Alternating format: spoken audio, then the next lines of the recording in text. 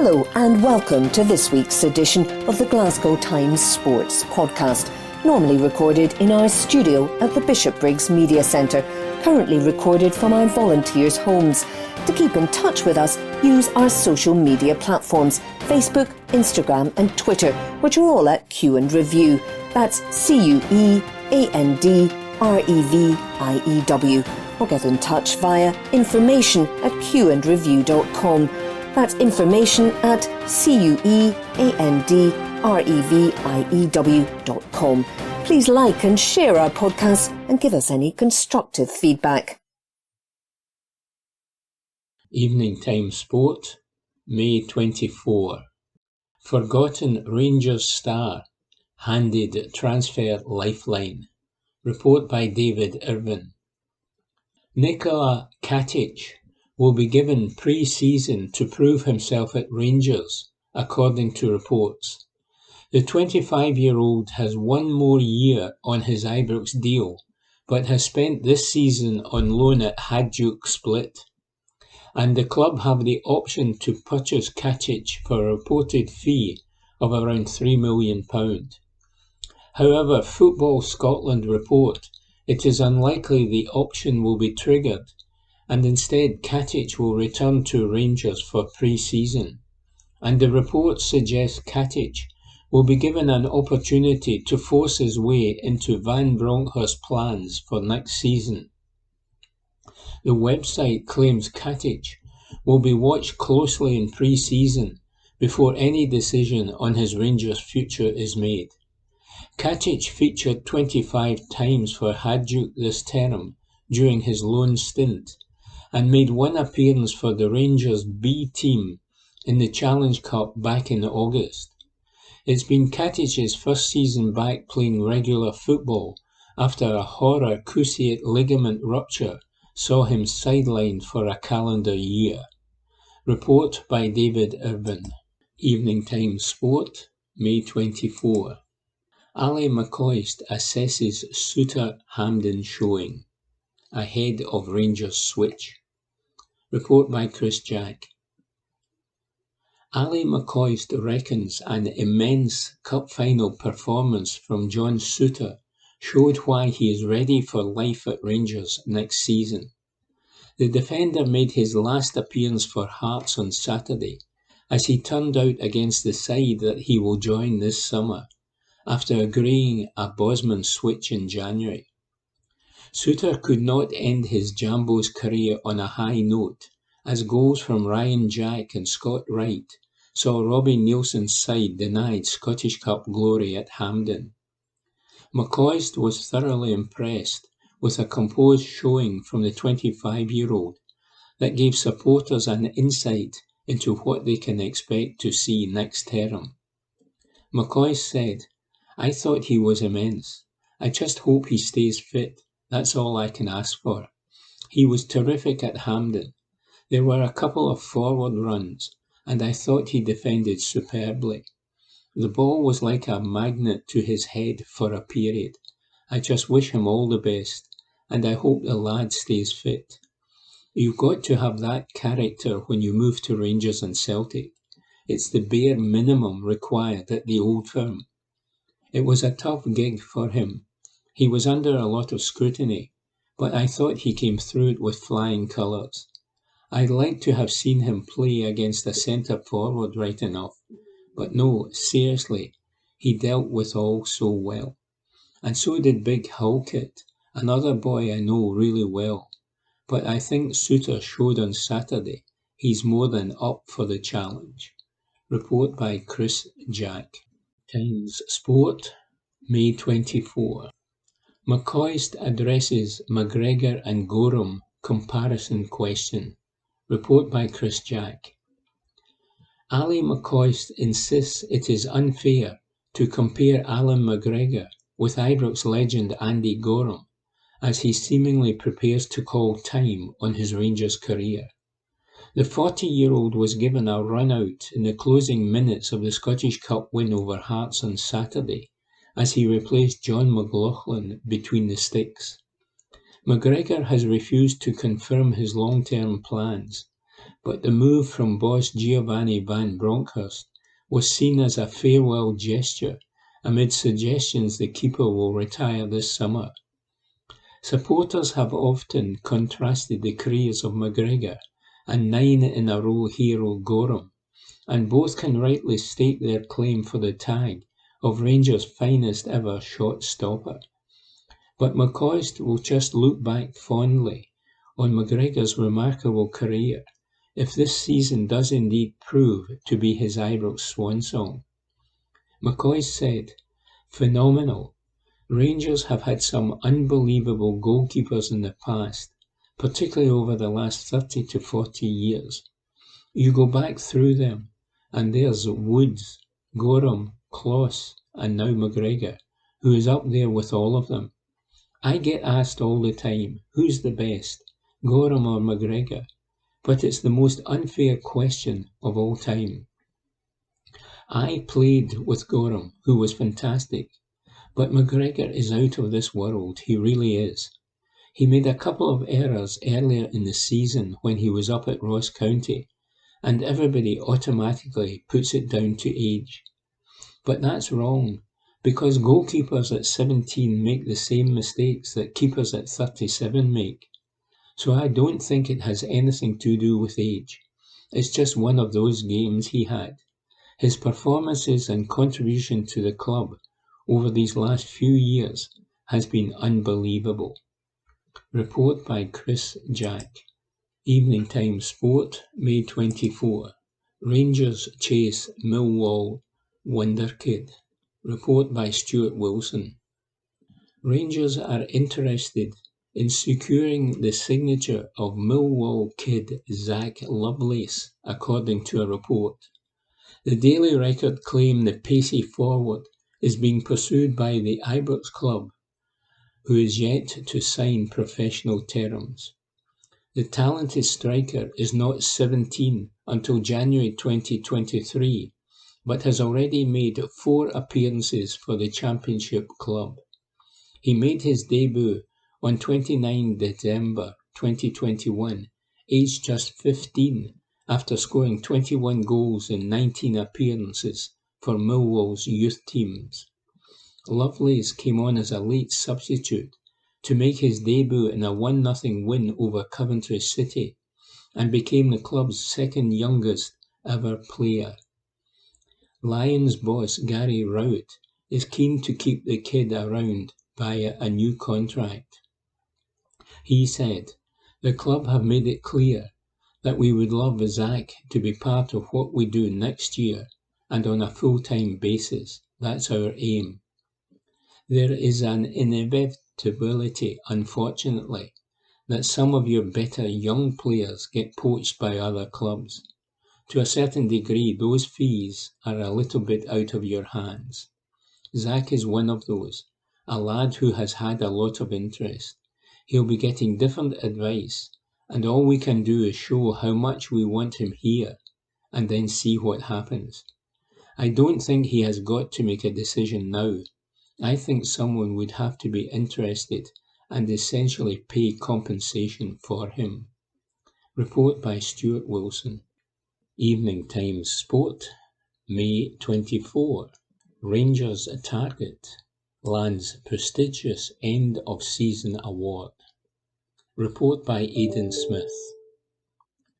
Rangers target Vladan Kovacevic was voted the best goalkeeper in Poland last night at the end-of-season awards. The Rakov star had an impressive campaign, keeping 16 clean sheets over the course of the campaign in both the League and Europa Conference League. Rangers have pinpointed the Bosnia and Herzegovina international as a possible number 1 who could replace Alan McGregor. Kovacevic still has 2 years left on his current contract, but TimeSport understands that Rakov are keen to cash in on their star man while they can. Ibrox hero McGregor looks certain to retire this summer, after making an emotional appearance off the bench during Saturday's Scottish Cup final. John McLaughlin started, as he had done in all the previous rounds, but the former Hearts keeper told manager Giovanni Van Bronckhorst he wanted McGregor to be given a late run-out, if appropriate.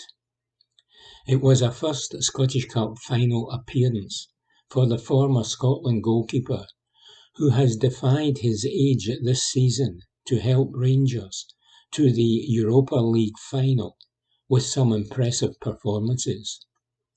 It could also be the final appearance of McGregor's career, but he is relaxed about his impending decision and will reflect on the campaign before making any decisions. When asked whether he would play for Rangers again, McGregor told Premier Sports, "I don't know, I have not thought about it. The last few months have been hectic. There have been games every midweek, and all I have been focusing on is the next game. This is the last game, so I have not thought about it. I will speak to the club soon enough, and we will take it from there. I can speak to the club easily, and they can speak to me easily. It's not a big problem. It's not a heated discussion. Just a general chat more than anything, to see what the script is, and we'll take it from there." Report by Aidan Smith. Evening Times Sport, May 24. Sean Rooney celebrates booking for shirt-off antics after St Johnstone retain Premier League status. Report by Aidan Smith. Sean Rooney loves scoring in big games for St Johnstone, and yesterday was no different. The towering defender scored the fourth as Saints thumped Inverness to ensure their Premiership status next term. Stevie May, Cammy McPherson and Callum Hendry all got on the score sheet before Rooney chipped in with one of his own to round off a comprehensive victory. The fullback celebrated by ripping his shirt off and running the length of the East Stand at McDermott Park. As a result, referee Nick Walsh booked Rooney, and hilarious footage from the stands has shown the defender celebrating the caution. The Perth support hailed the man who scored in both cup finals last term by singing his name from the terraces. St Johnstone manager Callum Davidson expressed his relief after a difficult second season in charge ended with the 4-0 win over Inverness to seal the top-flight survival. "It is a relief," said Davidson, who won the Scottish Cup and League Cup in his debut campaign as a manager. "It's been a hard graft since November. I think we struggled, then we got players in. We fought, we battled. Some of the performances weren't good, but we got there in the end and we're still in the Premiership." Davidson was without 9 players, including Jamie McCart, and lost Glenn Middleton to a hamstring injury at half-time. And he said, "First half we were garbage. I can't repeat what I said at half-time. I thought we'd played it too slowly first half, and we were too obvious and too slow with the balls played forward. We had to be quicker and set a tempo second half. Goals change games, and it changed it for us." Report by Aidan Smith. Evening Times Sport, May 24. Chris Woods offers McGregor retirement insight as keeper considers Ibrox future. Report by Chris Jack. Chris Woods has no doubts that Alan McGregor could extend his career and play on for another season at Ibrox. But the former Rangers hero knows the keeper will make the right call at the right time for himself as he considers his future beyond the summer. McGregor made what could well be his last appearance for Rangers on Saturday as he replaced John McLaughlin for the final minutes of the Scottish Cup win over Hearts. The 40-year-old has refused to be drawn on his plans for next season amid speculation that he will hang up his gloves and call time on a glittering career for club and country. And Woods insists McGregor has the medals and the memories to mark him out as one of the greats at Ibrox, as boss Van Bronckhorst considers his options for next term. Said Woods, he's been a fantastic goalkeeper throughout his career. He has won numerous awards and prizes over the years, and he will look back on that and cherish it. I am sure Alan could play on if he wants to, but I'm not sure if the Hearts game will be his final match or not.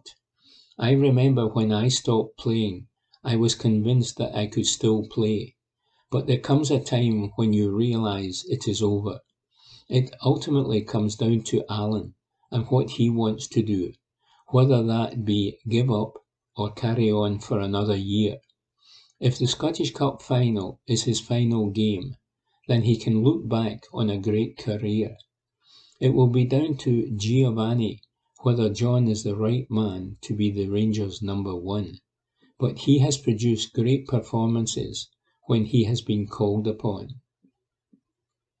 McGregor was an integral and influential part of the side that clinched Title 55 last season as Rangers ended their decade-long wait for Premiership silverware. There was no crowning moment in the Europa League this time out, however, as his fine efforts were not enough to inspire Van Bronckhorst's side to success in Seville last week. A Scottish Cup medal may prove to be the last that McGregor collects, and Woods is full of admiration for the way he has performed on and off the park throughout his incredible career. Said Woods, he has stayed at the top for so long because he is that good. He looks after himself, he trains hard, and when you do that, then you earn more luck. When I say that, I don't mean lucky saves, but you earn the luck to make the saves. Over the period of time playing for Rangers, it's a bit more difficult than at other clubs. You are not involved in the game the whole time, so when you are called upon, you have to make sure you do the right things. That's a massive thing in terms of concentration, and you have to learn how to handle that. Alan has done that over the years, and continued to show it this season. Victory over Hearts at Hampden saw Rangers end the campaign on a high note as they bounced back from their European disappointment and the defeat to Eintracht Frankfurt.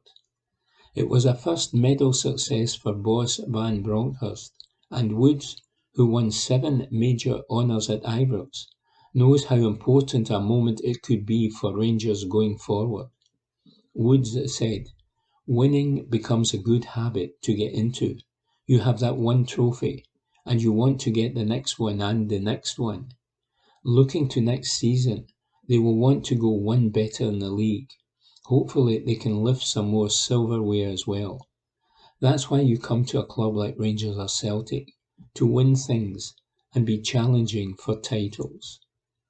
Report by Chris Jack. Evening Times Sport, May 25. Lisbon Lions 55th anniversary. Report by Graham McGarry. As anniversaries go, the 55th may not be a landmark that sparks such joyous celebrations of the Lisbon Lions as we witnessed 5 years ago, but it may well be the most poignant to date.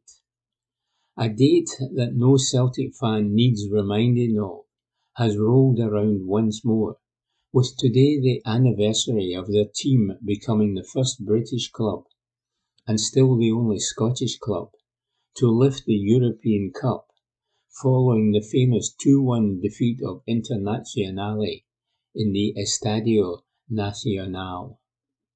Mournfully, with each passing year, the Lions who remain to mark the occasion dwindle in their number, but each one of them will retain their place in the history of Celtic and in the affections of the supporters forevermore. This is especially true of the latest of their number to pass on, with Bertie Ault's death in November at the age of 83, a particularly cruel blow to all of those associated with the club, and in particular, all of those fortunate enough to know him. 10:30 was the heartbeat of that Celtic dressing room back in 1967, and remained the life and soul of the club until the bout of illness that ultimately led to his death last year. Jim Craig, one of the 4 remaining Lions who started the final in '67, will always remember his friend fondly, but admits that his passing means that this year's commemorations will be tinged with a touch of sadness, and the day will be all the more poignant without him. Said Craig, "Yes, it will be, actually." He was very perceptive on the day of the game, because he noticed we were starting to get a bit worried about what might happen. Then we were going up the steps to go out. That's when he famously started singing the Celtic song, and we all joined in. You could see the Inter players looking at us and thinking, "What the hell is this?" It was quite a day, quite a day. We are going to have lunch at Celtic Park. 55, of course, isn't a great big celebration. If any of us make it to the 60th, that might be more of an occasion. You've got to keep your eye on the numbers now. The club is putting that on for us, so the 4 survivors will be there, plus the reserves that are still around as well. It will be an emotional occasion, because I keep thinking about the boys who have passed away at different times as well. When I'm asked questions about that era, you can't help but mention these guys like wee Jinky, who's still one of the best players I've ever seen in my life. As well as the stars of the show though, Craig makes a point of mentioning those players who were denied a shot at immortality by playing in Lisbon, but without whom none of the Celtic players would have had the opportunity. He said, "We had a very tiny squad of players back then, but we had players who played a major part in the early rounds. I'm talking about Willie O'Neill, Charlie Gallagher, and Joe McBride especially. If Joe had been fit, he would have been the first name on the team sheet. So you then ask the question, which of the 2 strikers who played on the day wouldn't have played? Joe played his last game in Boxing Day of '66, and he still finished the season as top scorer in Scotland. It was incredible. I hated him at school, by the way. He was about 3 years ahead of me, and I really disliked him intensely, despite never meeting him. The reason was, I was captain of Glasgow School's under-18s, captain of Scotland under-18s, and they always kept saying to me, "You're doing well, Jim, but you'll need to do a lot better if you want to be as good as Joe McBride." It got on my nerves. But then about 3 months after I got to Celtic Park, he arrived as well from Motherwell, and you couldn't have met a nicer guy. It's funny how things work out sometimes. Nobody could have foreseen how things would have worked out for the team that Jock Stein assembled from almost the immediate surroundings of Celtic Park back then, with Bobby Lennox, famously the player born the furthest distance away, 30 miles down the road in Saltcoats. Stein is lauded for the miracle he worked to take those men to the top of European football, but Craig isn't about to let his old boss take all of the credit. He laughed. "This is modesty on my part, but people always say it was due to Jock Stein coming in on March 1965. But I point out that I arrived in January 1965. No, but full praise has to go to him. He came in and took a faltering team and a club and just made all the difference. Sound familiar? 55 years later, and current Celtic manager Ange Postecoglou has had a similarly restorative effect on the club's fortunes. Whether that takes Celtic anywhere near the European Cup is a vast improbability, given the gulf in resources that now exists between the Scottish champions and the continent's elite clubs. But Craig is in no doubt that Postecoglou's keen sense of Celtic's history will make him eager to make a mark in the Champions League next season. Said Craig, "This is a great opportunity for them, because they've done well in winning the league and the League Cup. But Europe is where the big boys are, and Celtic fans regard their team as one of the big boys. That's what they've got to strive for, having success in that particular competition. I don't mean winning it, but always being in and around the quarter-finals or the semi-finals. It is a tribute to him in the first place that he has taken on the challenge, and it is a tribute to him that he knows so much about the background of the club, particularly when you think he has come from Australia. He is an intelligent man, and he will know that for all the praise you get for winning domestic trophies, you still have to do well on the European scene. That's where you have to make your mark. It would have been good, in my view, for Scottish football, for instance, to see Rangers win the Europa League. They played well enough, but unfortunately, when they got near the goal, they were just lacking a wee bit, and that let them down. All credit to them. I think they've been a credit to the Scottish game this season, and it's up to Celtic now to make sure they are doing something next season." Report by Graham McGarry. Evening Times Sport, May 25. Alex McLeish makes John Souttar prediction ahead of Rangers switch. Report by Chris Jack. Alex McLeish has no doubt that John Souttar will rise to the challenge of replacing Connor Goldson at Rangers after seeing him bow out in style for Hearts. The defender made his final appearance for the Jambos on Saturday as Giovanni van Bronckhorst's side ran out 2-0 winners in the Scottish Cup at Hampden. Souttar produced an accomplished performance to give the Rangers fans an insight into what he will bring to the Ibrox squad over the coming years, and McLeish reckons he will be the perfect man to fill Golson's shoes as he gets set to bring an end to his career in Glasgow this summer. McLeish said, "Connor has been a terrific servant to Rangers. I am sure there are players the club can bring in, but it will be a shame to see him go if he does leave. He's been at the heart of the defence for a good few years now, and he's been superb. Sometimes you don't know what is in a player's head. His contract is up, and it's up to him what he does next. John Souttar is obviously coming in, and he played so well in the final. He's a terrific passer of the ball, and he likes to play out from the back. I remember Sir Alex Ferguson used to say, 'If you're going to pass, then mean it.' Souttar does that. He looks a suitable candidate to play in the Rangers' back line. You have to have players lined up to take over, because every year people move on, and you have to be ready to go.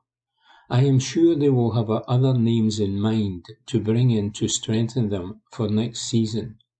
Souttar is already done, and he's coming in the summer, and I'm sure he will do well for the club."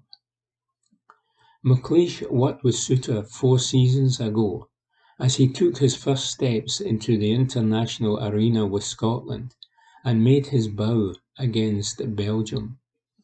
The 25-year-old has been included in Steve Clarke's squad for the World Cup showdown with Ukraine and the upcoming Nations League fixtures after recovering from injury in time to face Rangers twice in the closing week of the campaign.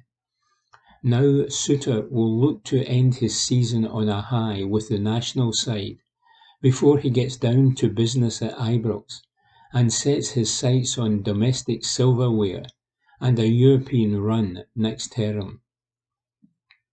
McLeish said, "He's at a good age. He's a Scotland international, and he's a proven Premiership player. He's had a few injury setbacks in his career, but he's got over them, and hopefully that stays the case.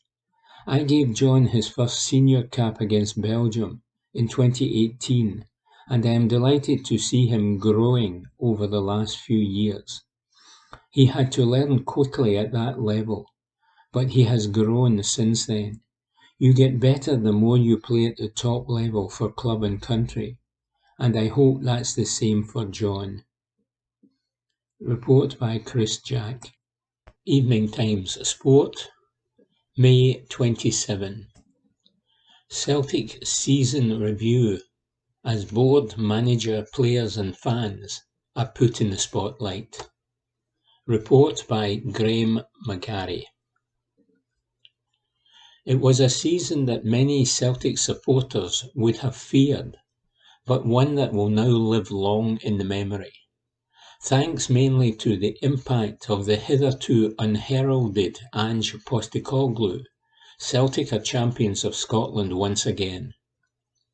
That seemed a remote prospect when the Australian arrived from Yokohama F. Marinos in June, after Eddie Howe had eventually rejected the chance to replace Neil Lennon, a development that might have felt like a body blow at the time for the Celtic support, but will now feel like a bullet dodged.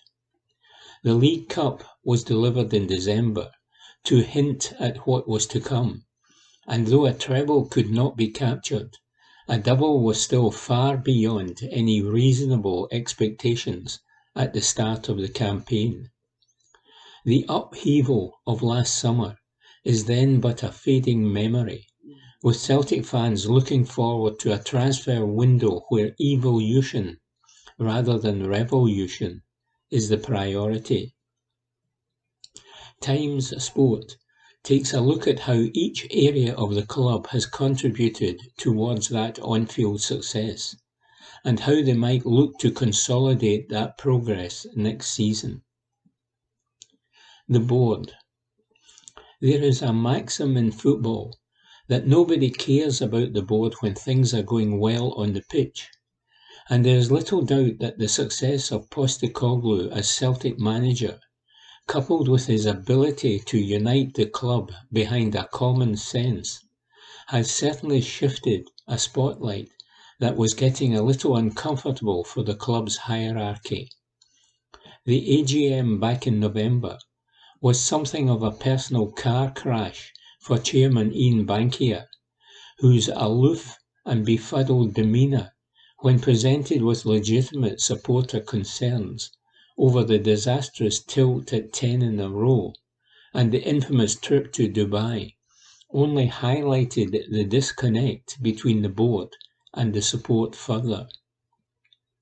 Incredibly, by then, Peter Lowell's replacement as chief executive, Dominic Mackay, had already left the club, and there was not one mention of his name at the AGM. His temporary replacement, as he was then, was present, with Michael Nicholson eventually taking on the role on a permanent basis. Despite some scepticism from fans around his close relationship with Lowell, it is his close working relationship with Postecoglou that has won some of those cynics over, with frequent warm words from the manager also helping his cause. If Nicholson backs his man, a new head of recruitment Mark Lowell, in the transfer market again this summer, and Postecoglou enjoys a similarly stellar strike rate with his signings, then this year's AGM may be an altogether more sedate affair. Football Department.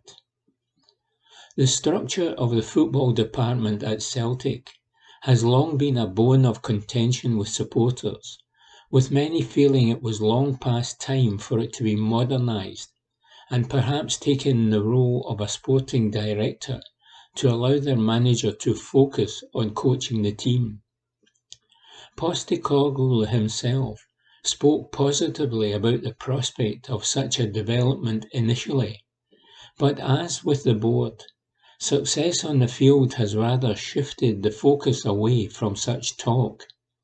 After all, with the help of his recruitment team and his coaches, he seems to be handling the running of the multifaceted football department just fine at the minute. Mark Lowell's arrival, someone Postecoglou has worked with before at Yokohama F. Marinos, looks another positive step, while on the coaching side, the Celtic manager has dovetailed well with the staff that were already on the payroll. John Kennedy and Gavin Strachan were rather tainted by their association with the calamity that was the previous campaign, but rather than bring in his own staff, Postecoglou has worked well with the men already in situ and believes the work they are doing, and he values that. That unity has frequently been displayed when Postecoglou has cajoled his staff into appearing in his many Manager of the Month photos, highlighting the team effort that has gone into a successful campaign.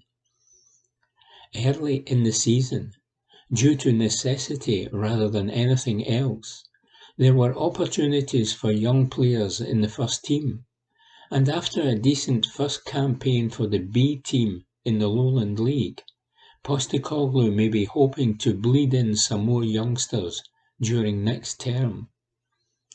A word of praise too should go to Fran Alonso's women's team, who made history by competing in their first ever Champions League qualification matches and who beat Glasgow City to lift the SWPL Cup. Manager. Well, what can you say about Ange Postecoglou? The Celtic manager has defied his numerous sceptics in style and vindicated the pundits and players from his homeland who assured the Celtic faithful that something special was in the offing. The Celtic fans have fully bought into the direction that Postecoglou is steering their team, and he already enjoys demigod status among them, after putting them back on top of Scottish football even earlier than he may have expected.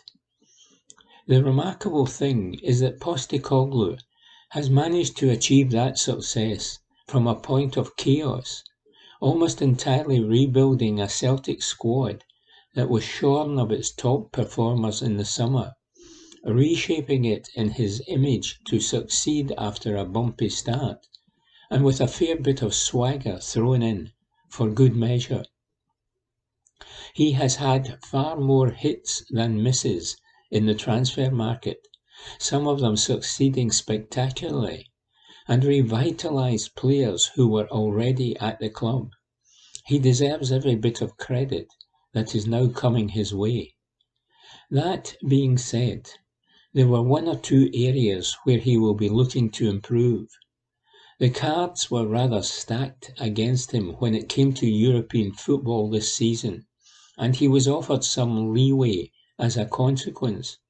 But he will certainly want to ensure that his team are ready to make an impact on the Champions League group stages after going out of all three competitions last season with something of a whimper. All in all, though, the appointment of Postecoglou has been a resounding success, mate. Players. What a difference a year makes. The Celtic dressing room is almost entirely unrecognisable from 12 months ago, and the players deserve huge credit for the way they have bonded and embraced one another to form such a tight unit in such short order. Signings like Joe Hart, Cameron Carter-Vickers, Jota and Kyogo have been key, with others like Josip Juranovic, Karel Starfelt, Rio Hatate, Lil Abada, Dejan Maeda and Georgios Giacomakis playing crucial supporting roles. The man who deserves the utmost praise for knitting it all together is new captain Callum McGregor, who has filled the void left by his friend Scott Brown and put his own stamp on the dressing room, earning gushing testimonies from his adoring teammates. The impending permanent arrivals of Carter-Vickers and Jota are likely to be warmly received by the rest of the players, and it will be interesting to see how Postecoglou supplements this squad as we move throughout the summer. That may hinge on making a few expensive bodies move out of the door, and it would be no surprise to see the likes of Vasilis Barkas, Ismaila Soro, Albion Ajeti, and even perhaps James McCarthy moved on to free up funds. Fans. The pent-up frustrations of the previous season, where fans were forced to watch their team's capitulation in the title race from streams in their living rooms, all came pouring out in the cathartic celebrations following the final day mauling of Motherwell that put the exclamation point on Celtic's Premiership triumph. The supporters have a leader in Postecoglou that they can unite behind, and they have done so impressively.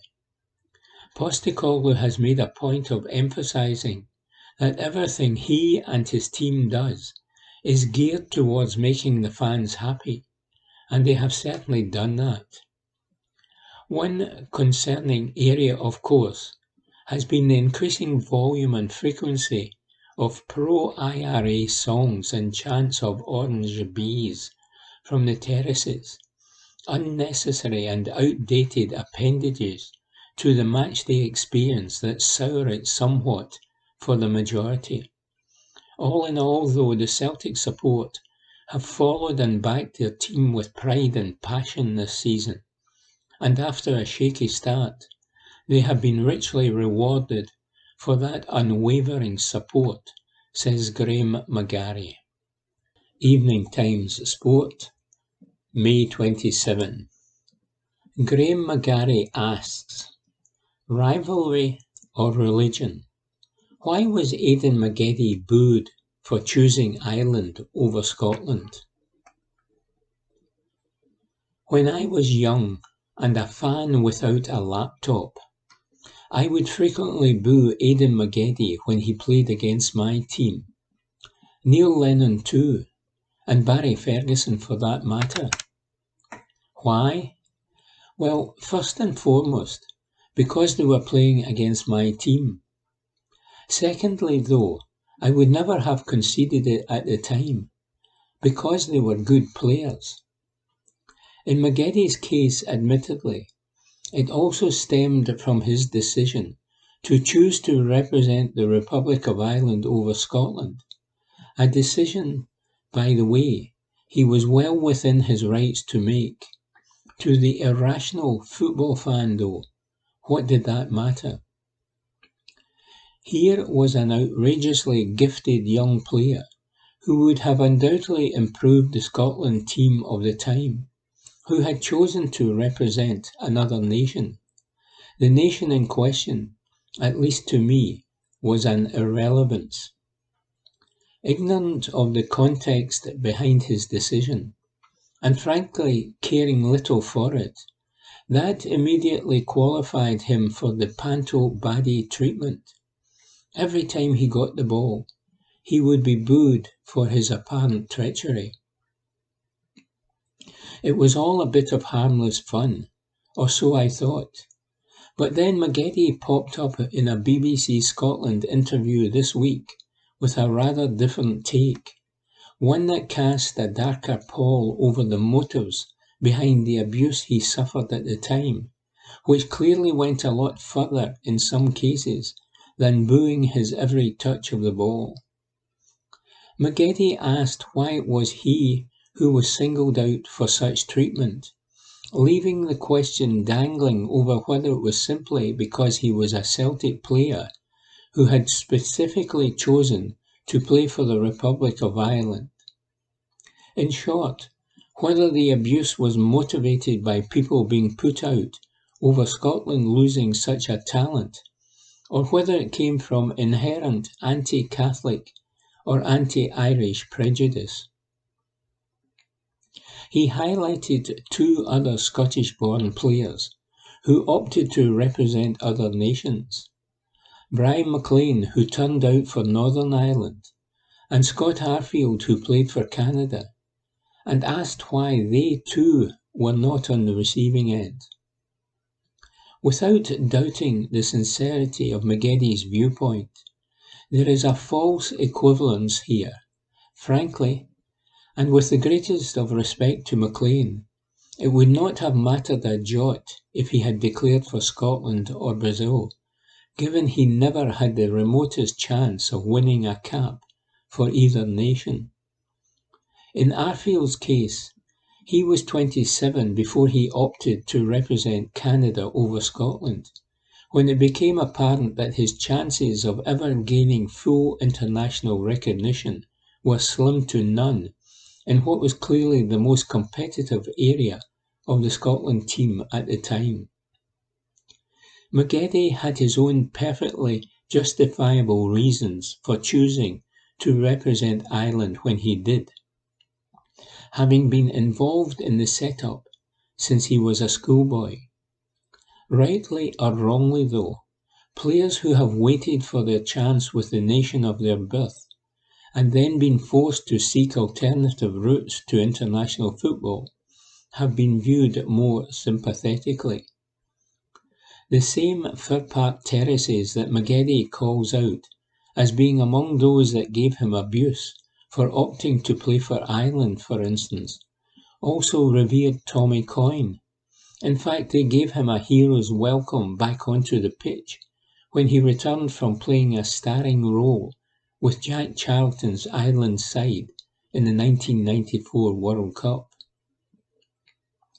This is not to say that Scottish football does not have a problem with anti-Irish or anti-Catholic sentiment, or indeed that a lot of abuse that came McGeady's way was not rooted in it. Since the return of supporters to stadiums following the COVID pandemic, the frequency of sectarian chanting from sections of the Rangers support seems to have gone through the roof, for example, as have chants of orange bees from some Celtic supports, lest I be accused wearily of failing to mention both sides. There is a tendency, though, for all of those involved in the Old Firm bubble to view things exclusively through that prism, and assume that everyone else is also motivated by the worst of the odious tendencies that beset this bitter rivalry.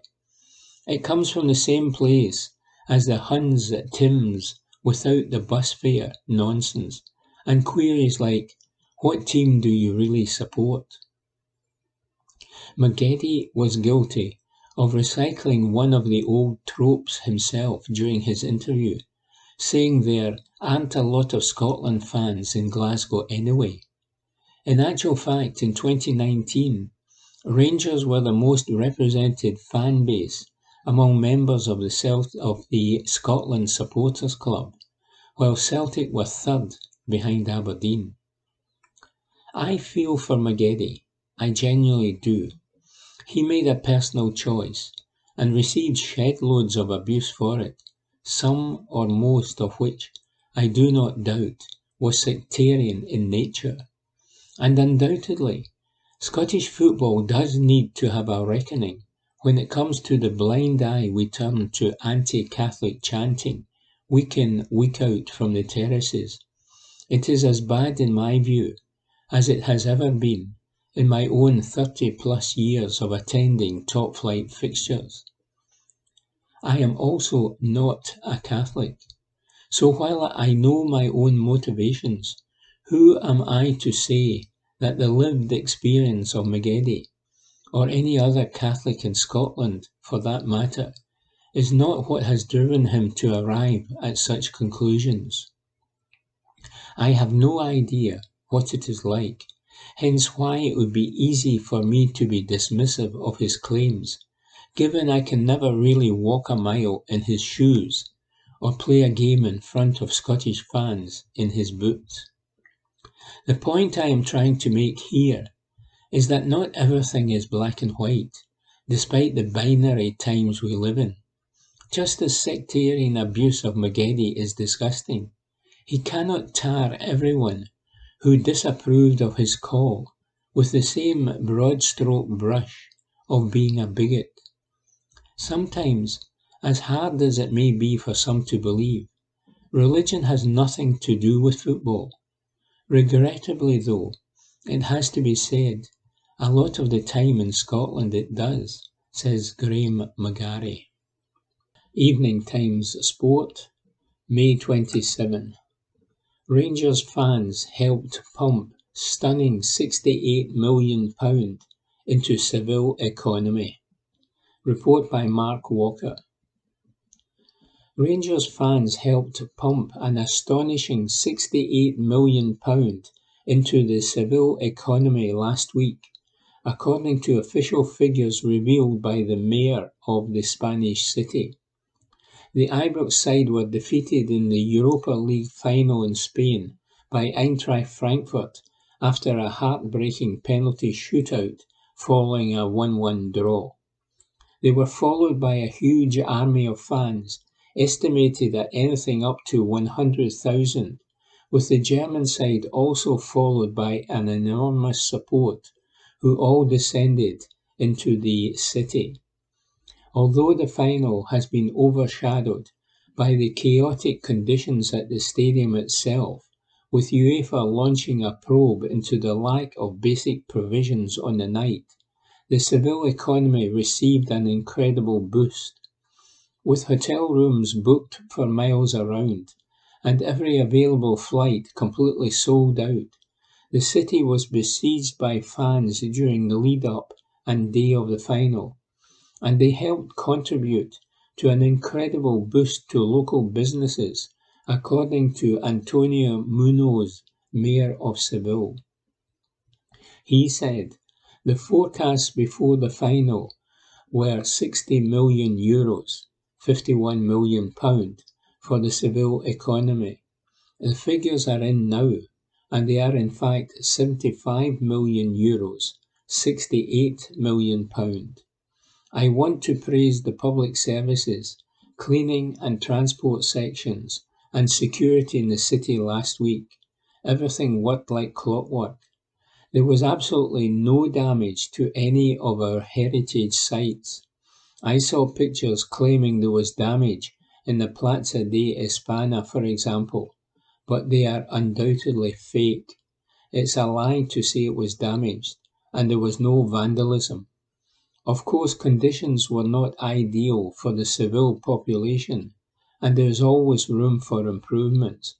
But we have received congratulations of hoteliers, commercial leaders, and UEFA for the organisation of the final with regard to the city of Seville. Report by Mark Walker. Evening Times Sport, May 27. Rangers season review as board, manager, player and fans come under Ibrox assessment. Report by Christopher Jack. The season can be confined to the history books. The lessons from it must now shape the future at Ibrox as Rangers pick up the pieces and aim to rebuild on and off the park. It was emotional and controversial, one of a late success and tales of what might have been, as the Scottish Cup was won, the Europa League missed out on, and the Premiership surrendered at the first time of asking.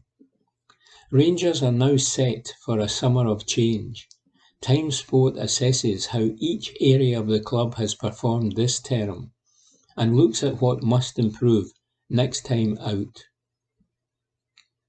Board. Marking them down as a could do better would be the understatement of the year. This has not been a smooth season for those at the Ibrox top table, and their approval rating with supporters is as low as it has been for some time. The Sydney Super Cup shambles leads the way in terms of brain-dead decision-making, but it is not the only farce Rangers have been embroiled in, as petty fights have been picked with the press and the SPFL, and the hierarchy have come under fire from Dave King and Club 1872. Edmiston House remains a scaffold shell. The Champions Wall has yet to be erected, and the new Castor kits, once again leaked online weeks ago, feature a sponsor that has gone bust and should never have been signed up in the first place. Barely a week goes by without fans raising concerns over their level of customer service, especially regarding the ticket office or retail issues, and the My Jers scheme continues to cause confusion and raise resentment. Refusing to host a Europa League final event at Ibrox was the last shoot-yourself-in-the-foot storm of the season. Given how regularly the board have made a mess of things recently, we won't have to wait long for fans to be up in arms over the summer. Punters are being treated like customers rather than supporters these days. The board should remember then that the customer is always right. Football Department. The positives deserve praise first and foremost, and the signs are encouraging in terms of the Auchenhowie Academy structure. Players have come to the fore at Ibrox, while the Scottish Youth Cup was won with victory over Hearts, and the Lowland League campaign can be classed as a worthwhile exercise. On the other side of the building, credit must go to the women's team for their unbeaten league run and first SWPL title win. A maiden outing at Ibrox was historic and should inspire a generation of girls to fall in love with the game. But there are issues in the way the first team squad has, under the guidance of Ross Wilson, been managed, and Rangers find themselves staring down the barrel in terms of player contracts. Connor Goldson will leave for free, while the likes of Joe Aribo, Ryan Kent and Alfredo Morelos must now either be convinced to sign on or be sold off, as Giovanni Van Bronckhorst faces a significant summer overhaul. The record in the transfer market over the last 2 seasons is frankly awful. Wilson took ownership of the deals for Aaron Ramsey and Amad Diallo, and, having seen both turn out as badly as feared and predicted, must now have 2 permanent black marks on his record. Too many moves have backfired and gambles failed, and Rangers are on the back foot just 12 months after they should have been building from a position of strength. Wilson is now under huge pressure to deliver. If the summer signings don't pay off, it will be the sporting director who must carry the can. Manager. A culmination of factors resulted in the Champions League failure against Malmo. Ultimately, Steven Gerrard must take responsibility for that one, and his exit to Aston Villa continues to split opinion amongst supporters. There were moments when Van Bronckhorst's suitability for the position were questioned, and the Dutchman must shoulder the blame for a largely abject Premiership title defence. Given the situation he inherited, Rangers should never have relinquished their crown, and improvements must be made next term if they are to regain the league flag. Winning the Scottish Cup was non-negotiable, and the semi-final victory over Celtic was so important for Van Bronckhorst, especially on the back of the derby defeat at Ibrox, that all but ended their Premiership ambitions. The character, tactical astuteness and squad fitness shown on that day and at other stages this term has certainly silenced some of the manager's critics. The run to the Europa League final was a remarkable achievement. Rangers should have rewritten the history books though, and the frustration will undoubtedly linger. Van Bronckhorst has done enough to suggest he could be the man to bring the title back to Ibrox and to continue Rangers' progression on the continent, and he has now earned the right to have a crack at it next term. He will, of course, need the required backing from the board, but he deserves the chance to put his stamp on the side and will surely benefit from a proper pre-season alongside his staff and his squad this summer. Players.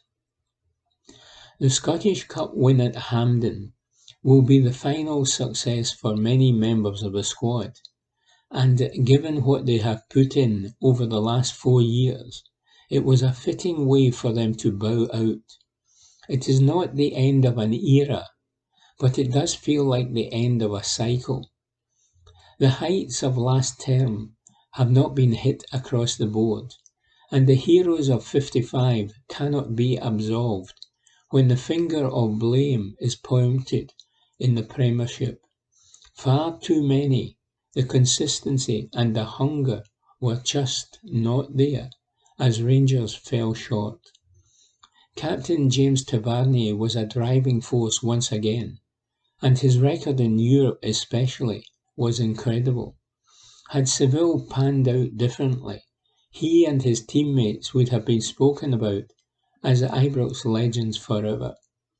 If it proves to be the end for Alan McGregor and Stephen Davis, they will receive nothing but well-earned plaudits and praise. The same should go for the key men who seem set to depart. This is a group that has achieved unique triumphs in terms of Title 55, a European final, and a first Scottish Cup in 13 seasons. But it should have been even better. Another league crown and a couple of cups were certainly not beyond their capabilities. Those that remain will need to be reinforced as a matter of urgency. Fond farewells will be said, but the time has come for new heroes to emerge at Ibrox. Fans. It was the power of the people that forced Rangers to withdraw from the Sydney Super Cup, and the entire debacle was an example of the board underestimating the strength of feeling among the support. Given that such a big deal is made of the directors and staff having the club at heart, it was staggering that the mood could be so badly misjudged. The banners, songs and statements certainly hit the mark. Time will tell how willing the support is to forgive and forget, as they keep a close eye on the words and actions of those in positions of power at Ibrox. Many feel that their loyalty and their money is taken for granted, but the way in which they continue to fund Rangers is eye-watering. From merchandise to My Jers, collectible coins to commemorative crests, there is not an avenue that Rangers have not sought to exploit and that punters have not put their hard-earned cash into. No support has been through more, both off and on the park, in recent years, and the disappointments of this term will not dissuade them from coming back for more next time out. Seville could have been their finest moment. To take 100,000 to the final was an incredible effort, and their conduct and backing overall deserves praise and recognition. Their treatment by the Spanish authorities was not befitting the occasion, or the way in which fans brought a party atmosphere to Andalusia. In time, people power may come to the fore once again, as supporters hold UEFA to account. Reports Christopher Jack. Evening Times Sport, May 27. Swimming. Evie Davis on ambitions for the season. Report by Susan Egglestaff. Be prepared to feel old. Evie Davis is too young to remember Glasgow 2014. In fact, she barely remembers Gold Coast 2018 either. But such is the talent of the teenager. She turned 18 last week. She will be making her Commonwealth Games debut in just 2 months' time in Birmingham, and she admits that even she has been taken aback by her rise. She says, "I was only 10 when Glasgow 2014 was on, so I don't remember it at all, and even Gold Coast I don't really remember either. I wasn't paying too much attention to the Commonwealth Games, because even though it was only 4 years ago, I hadn't even considered I'd be at the next one. So it's so exciting to think I'll be going down there myself this summer." Davis's breakthrough season came last year, hot on the heels of spending the previous summer training in a makeshift pool in her garden in her hometown of Bromley, held by a bungee rope to provide resistance.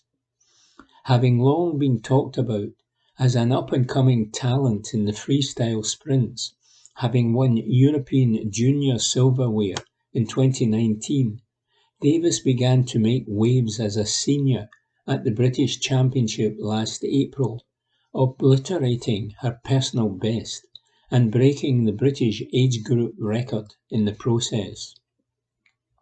Her performance earned her a call-up to the Great Britain squad for the European Championships, where she was far from out of her depth, helping the women's and mixed relay squads to gold medals.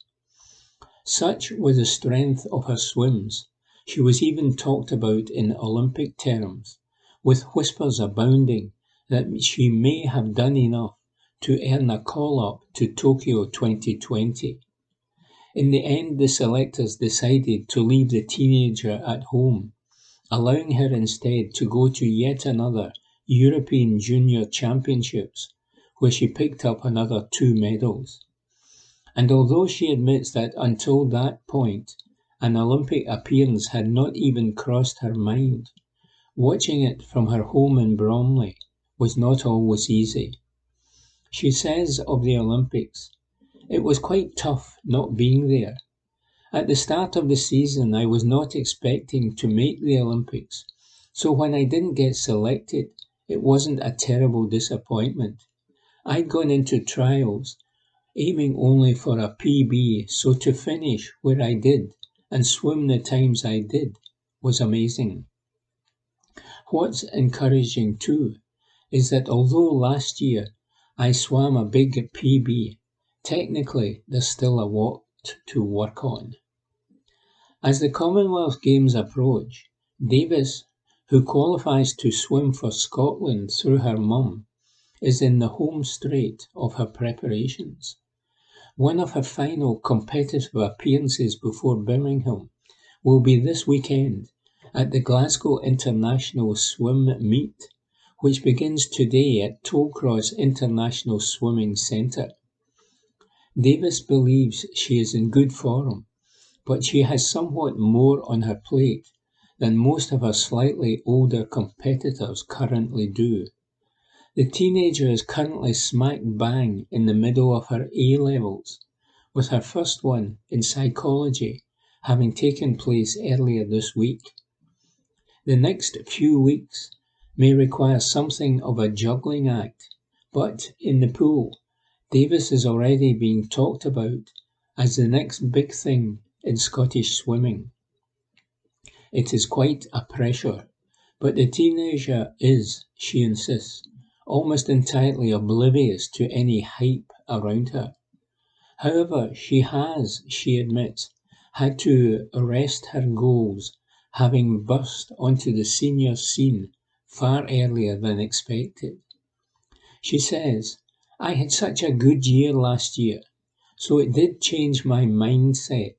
But it's about trying to come to terms with the fact that last year was a best case scenario and not every year is going to go too smoothly. I think part of my disappointment at my performance at trials this year was because my expectations are so much higher now. I don't feel like people know my name yet, though. I still feel very much like I'm trying to break through. Also, being in London and at a small club, I'm in my own bubble in a lot of ways, and I think that can be helpful. The Commonwealth Games are going to be particularly special for Davis, as she will, for the first time, be rubbing shoulders with some of the superstars of her sport. Currently the best sprint freestyler in the world is Australian Emma McKeown, who will likely be in Birmingham to defend her 4 Commonwealth titles she won in 2018. And the teenager admits the thought of lining up next to the Olympic 100 metres freestyle champion is quite a prospect. She says, I'm hoping for a PB, a personal best, in Birmingham, and it'd be so cool to be in the lane next to someone like Emma. It's funny though, you see these people on television and they're incredible, but then you stand next to them and you realise they're actually just a normal person. I don't think I'll get too starstruck.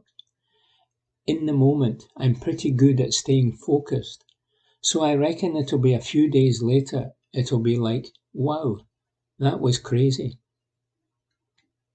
Davis will be in exalted company at the Glasgow International this weekend, with an impressive line-up in what will be one of the last competitive outings for many of Britain's top swimmers before they head to the World Championships in Budapest next month. 6-time Olympic medalist Duncan Scott will be in action, as will his fellow Olympians Cassie Wilde, Lucy Hope, with almost all of Scotland's nominated swimmers for the Commonwealth Games due to be competing, as will the Icelandic national team and contingents from Denmark, Ireland and Scotland. Report by Susan Egglestaff. Evening Times Sport, May 30. Scotland and Team GB star Charlotte Watson on the transformative experience of holding a hockey stick. Report by Graham McPherson.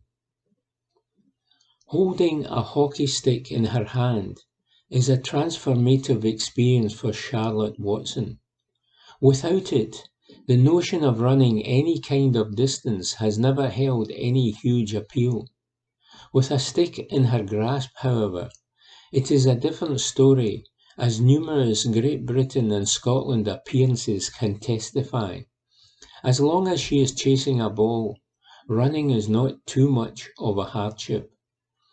Not everyone shares the same athletic endeavour or prowess that Watson enjoyed as a child. The Dundonian was back in her hometown recently, joining 800 kids in Baxter Park to help the Daily Mile mark its 10th anniversary. The brainchild of a Stirling head teacher, more than 3 million children around the world are now running, jogging, wheeling or walking for 15 minutes every day in school, ensuring that even those who are not naturally inclined to take part in sport are still getting exercise. Says Watson, when we were younger, we would just run mad around the playground. But it's good there's now something more formal in place for those kids who might not do exercise otherwise. I never had that issue, but maybe for the younger ones who don't enjoy it as much, their parents and teachers know they're staying healthy and getting to run or cycle or walk every day while they're at school. To be honest, I probably ran more when I was younger than I do now. I'm not a massive fan unless there's a stick involved and I've a ball at my feet. It was always hockey for me growing up.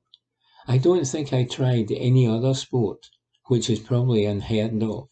I started when I was 5 and I'm now 24, so I've stuck at it for quite a while now. Watson's commitment to her passion has paid off.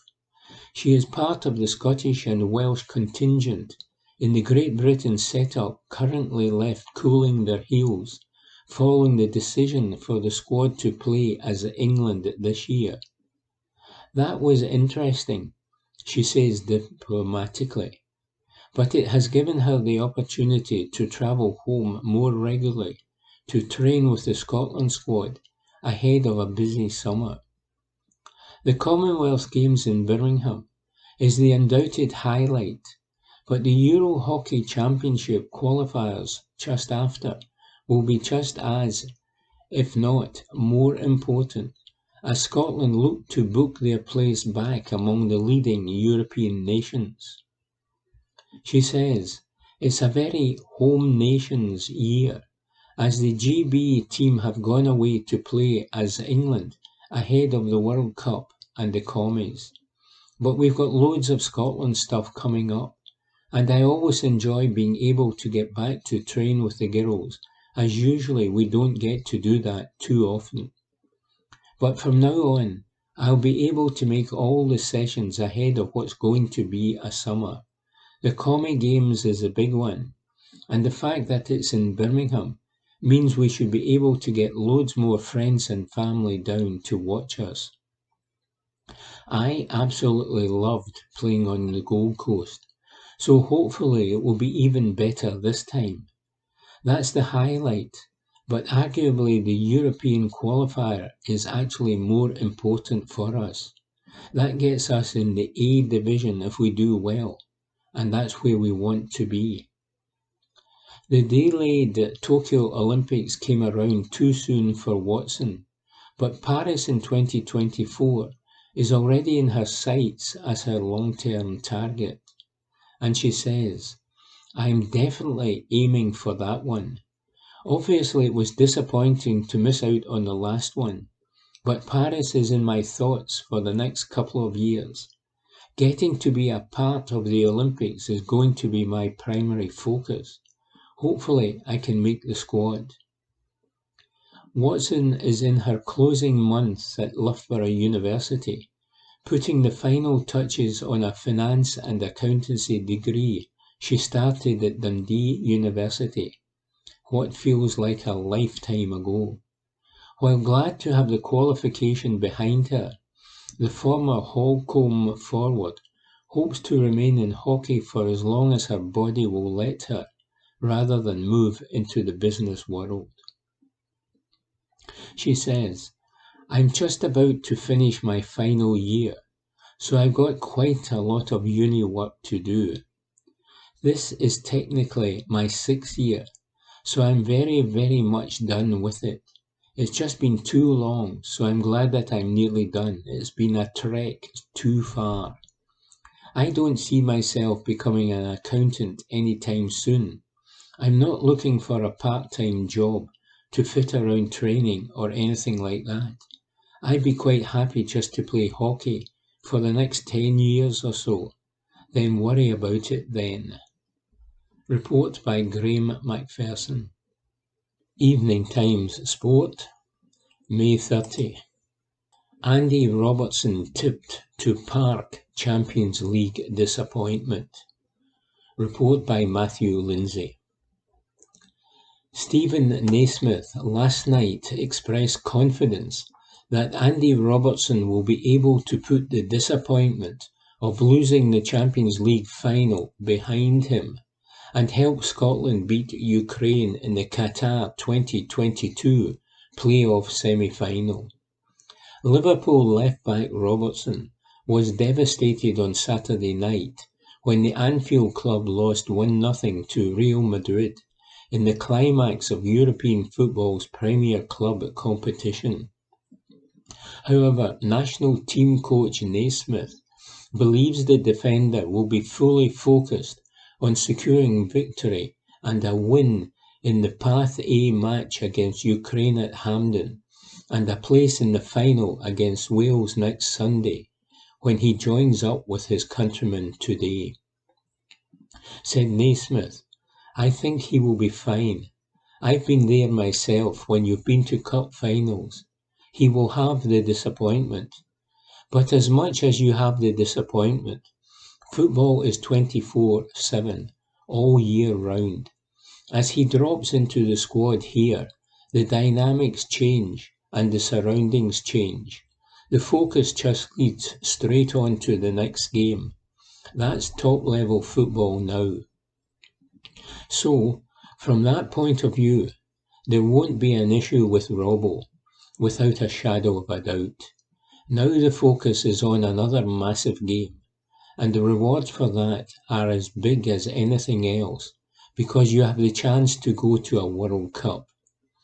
The experience Robbo has had over the last 6, 7, 8 years has built him up to be in that elite category that he understands how it works. So I don't think it will be an issue for him. Everyone is dedicated. Everyone has had the feeling of going to the Euros throughout the playoffs, so the dedication is there. But on top of that, for Robbo, he is the leader. He is the captain. He is one of the faces of this group who has managed to get us to a major tournament, and he has continued with that. And what he does at club level, he is a natural leader.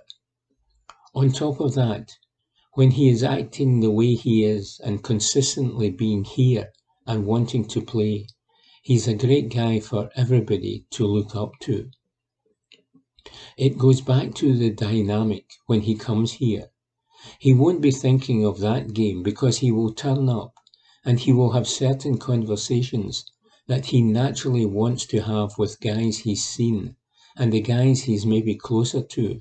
And before he knows it, he's back comfortable and thinking of what's coming. He will have the conversations. He will come in and talk about the way it was, the build-up, as daft as it sounds, the stuff that happened which delayed the game, just general chat that players talk about. They'll have that, but very quickly the whole focus will turn to the Ukraine game, for sure. Report by Matthew Lindsay. Evening Times Sport, May 30th. Aberdeen land windfall as Scott McKenna's Nottingham Forest reach Premier League. Report by Ewan Payton. Aberdeen are in line for a tasty windfall ahead of the summer transfer window. Nottingham Forest's win in Sunday's Championship playoff final means the Dons will reportedly pocket up to £1 million.